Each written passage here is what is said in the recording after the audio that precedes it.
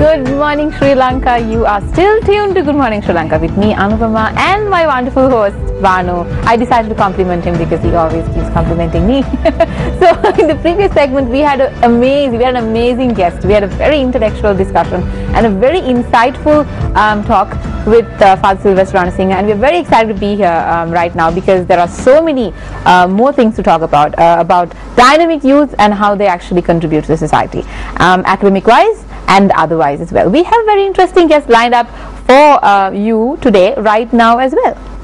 Of course, Anupama, when you're talking about complimenting each other, I do that every day when I'm hosting the show with you. I feel really excited, yeah? I mean, not just with me, you keep doing that every day with everyone. You look gorgeous, by the way, today. Thank you, Vanu. Of course, when we talk about raising awareness and raising our voice to make sure that our voices are heard by the public, we've got a very interesting guest in lineup. Just up next. Please welcome. Just 19 is of age and is a superstar right now. Wow. Okay. I consider her to be one. And she is none other than Sohani Pereira, who is the Managing Director of Marketing at the polyroots.com and also the Sri Lankan post-war reconciliation activist. So please welcome Sohani. Welcome, Sohani. Thank you so much for having me here today. Of course, it's our pleasure. Sohani, yes, to start off with, we always do ask this on Good Morning Sri Lanka, okay? What's your story? What's my story? I was born and raised here in Colombo, and I went to Visakha Vidyalaya. I would have graduated last year. And I moved to Maryland, USA a couple of years ago, and right now I'm an undergraduate studying economics at the University of Maryland. So that's my story. It's average. Not very average. Looking at your biodata, we see that you have a multitude of talents and you're actually going out there raising your voice comparative to so many people of your age in this country. So why don't you tell us what made you do this? What made you take a stand? You know, the thing is, being a youth in any society, here in Sri Lanka or in the US where I'm right now, you see a lot of things that you kind of want to be involved in and you feel like you can genuinely make a change. Yes. The problem is that with the social kind of stigma of it, people are reluctant to get the youth more involved. Exactly. Thankfully, I come from a very supportive background and I was always encouraged to be a part of the society that I grew up in and do whatever it is that I can to develop that society. So I think that's what really got me interested in social activism, and I'm a huge fan of, I sincerely believe that when people come together and people kind of mobilize under one common cause, it can be incredibly powerful. Definitely. So that's what I try to do with all the causes that I feel passionate about. Well, when it comes to social activism, one thing that you have to have, the strongest organ in your body is your mouth. You need to talk like non-stop, But we kind of had a chat just before the show, and the audience and Anupama, of course, didn't know about that. But you were talking about how to put this. You were very shy in school, and you were always a silent kid. You told me that. You told me that. Exactly. When you went to the real world, how did that shift? And how did it change? I think a lot of kids, when they're in school, they're really trying to discover themselves. They're trying to find out where their place is in society. So they don't want to say too much. They feel like whatever they have to say may be wrong, may be misconstrued in society. Why do you think that is? Because you're growing up, you're learning, and adults may be like, oh, you don't really know what you're talking about. But we kind of do, because we're in school every day learning things that aren't adulterated like they are in society. So we know, like in terms of politics and other, just any subject, we know the raw material. So we kind of tend to compare it to the real world and see, no, that doesn't seem right. So let me say something about that. But kids and teenagers tend to be reluctant to kind of voice their opinions. So I was one of those kids. I was very shy. I used to go to like Model United Nations conferences and sit at the very back and just like wait till it's over and then go home. So but then I kept going back, and I think that's the key to it. If you keep going back and you keep just pushing yourself a little every time you go back, you're going to get better, and you're going to really create an impact and create an image for yourself. So what was the turning point from where you were to the position that you are right now? Right now, I think it's a whole lot of passion. when I first got into debating about political issues, it was because I wanted to become a better communicator and I wanted to debate better. And it wasn't that I was necessarily interested in any particular issue. For everything that I do right now, it's something that genuinely concerns me, that I really want to help out in, and I feel like I can genuinely make an impact. As with anything in the world, I feel like you have to have passion to be good at what you do. So with that, I gained a lot of confidence. I'm still learning. I'm still very much learning. I'm still very much in the process of completing whatever I started. And with passion, you get experience because you really put yourself out there and you get confident and keep going. You just don't stop. Yes. And tell us about Polyroots a little bit. Yeah, Polyroots is something that a few of my friends were my colleagues, and I started because we want people to express themselves politically. You know, it's like expand your political roots, so to speak. So with Polyroots, it's kind of like Facebook or any other social network. You go online, you make your own account, and you literally talk about anything you want to say. Anything as controversial as you want to. You blog about it. You create your own network of people that you tell about it to, and then you express yourself politically. I think it's very important that in any society people take part in political conversations and societal conversations and just really discussions. Exactly, absolutely, because discussion leads to answers, and that's what we need. And if everyone starts talking, there's going to be a nice diversity of answers that you can benefit from. So you studied in Sri Lanka and then you went abroad. How was the cultural shift and the bending take place?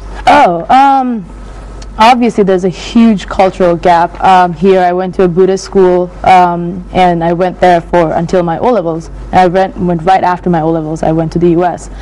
And people in the U.S. thankfully are very friendly, and you know, it's also a very diverse community. The U.S. is so many different religions, cultures, and I was just one of them. You know, I became one of them, but I always maintained my Sri Lankan identity, and I think that's something that I'm glad I did, and people really learned to appreciate, because other people who kind of blended into society, it's just, you become American, but I always maintained that I am a Sri Lankan, and that's why I do what I do here, and that's kind of why I am the way I am. That's important. Now that's very important. And talking about the youth in the USA, you have seen the youth. Obviously, you grew up with the youth here, and then you moved there.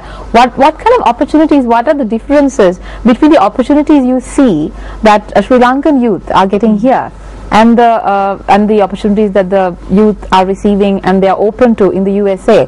What kind of differences? Does it always is it always based on culture? Is it always based on politics? Oh, it's not at all. I would think the education system has a lot to do with it, whereas in the US, in Sri Lanka, you have your 13 years of school. At least for me, was, you know, the straight 13. And in the U.S., you have, you know, your elementary schools, your high school for 4 years, and then you go to college for 4 years, and then if you go to grad school, you go for 4 years. At each level of education, there's something that is focused on, that you are supposed to kind of focus on in the U.S. So in high school, your biggest concern is getting a good GPA and getting into college. If you get into college, your biggest concern would be graduating and getting some internships along the way, you know, boosting your resume a little and really putting yourself out there. So in college, you're expected to put yourself out there in society, find out who you are, discover what you are passionate about. In Sri Lanka, when I went to school here, I had amazing teachers who, you know, like the knowledge I learned here, I always retained because it's really good education. But I feel like I became practically kind of more involved in society thanks to like organizations like Interact and Model United Nations. They really push you out, like outside of your comfort zone into a whole new world that you learn to appreciate that later on in life. I've reflected back on my life, and you have no idea how many times I've thanked Interact and the Interact Club of my school for making me, you know, who I am. And they're different, so education is different. I don't think the culture has a lot to do with it. There isn't a lot of religious studies in the U.S. unless you go to a school that, you know, is focused on that. But yeah, it has its differences, has its pros and cons, but I really feel like in the end, the student will always have the opportunity. I mean, I came from both of these, so I'm a result of both of them. So Throughout the journey that you had, Suhani, over the 19 years you spent so far, how was it backup from your parents and of course the family? Oh, you mentioned that they were very encouraging. Even while we were having this discussion before, I overheard the fact that your father is very encouraging and he's always there for you.